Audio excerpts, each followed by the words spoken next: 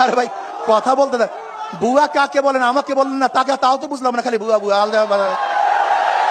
এটা কেমন কথা? একজনে বলছে হাত পাকা বুয়া, কই কে বলছেন হাত পাকা বুয়া? এই কে বললেন হাত পাকা বুয়া? আচ্ছা বলেন তো হাত পাকা আদর্শ কি বলেন তো আপনি? হ্যাঁ ভাই, এই জাহেল যে বলছেন হাত পাকা বুয়া, আপনি বলেন ইসলামের হাত পাকার নীতি আদর্শকে বলেন তো, বলেন তো। মুফতি সৈয়দ মোহাম্মদ ফয়জুল করিম বলেন।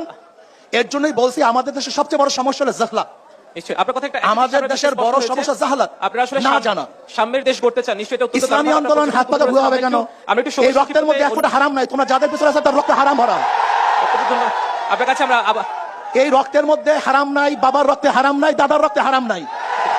আর তোমরা যারা রাজনীতি করো, যারা রাজনীতির সাথে জড়িত আছে, যারা যেখানে যাও, প্রত্যেকের আপ টু টাউন সব হারামে ভরা। এখন বলেন তো আমি বুয়া না কে বুয়া আমাকে বলেন। ইসলাম এই দেশের মানুষের 90-95% মানুষের প্রাণের ধর্ম হচ্ছে ইসলাম।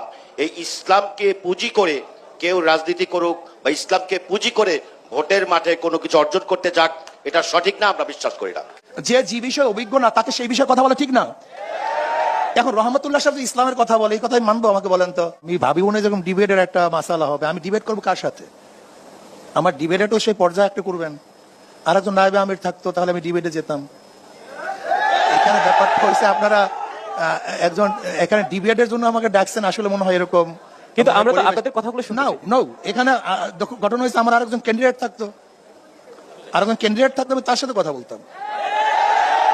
সরোয়ার ভাই থাকতো, তার সাথে কথা সর্বজন শ্রদ্ধেয় ব্যক্তি হিসেবে সবাই তো আপনার কথা শুনতে চায়। নো, আপনি এখানে ডিবেট আমাকে ডাকবেন, কার সাথে ডিবেট ডাকবেন? আমি কার সাথে ডিবেট ডাকবো? এই চুপ করেন।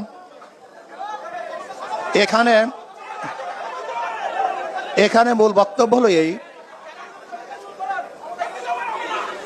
এখানে আমাদের যদিও প্রশ্নটা আমাকে করে নাই, জানি না আমাদের রহমতুল্লাহ সাহেব প্রশ্নটা কাকে করছে, আমি জানি না।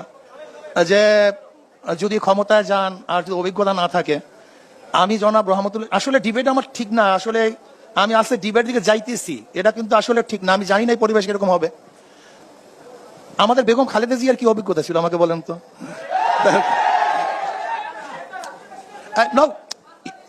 দেখেন ভাই, আমরা না করি কথা শুনে, আমরা সবাই খালি আমাদের বাংলাদেশের সমাজকে খালি হাততালি দিতেই থাকি, হ্যাঁ না বলতেই থাকি। এটা আমাদের স্বভাব। এ থেকে বের হয়ে আসুন তো ভাই। যদি আমার ভুল হয়, আমার দলের লোক আমাকে ভুল বলেন, যেটা ভুল বলছেন, এই মেজাজ করেন।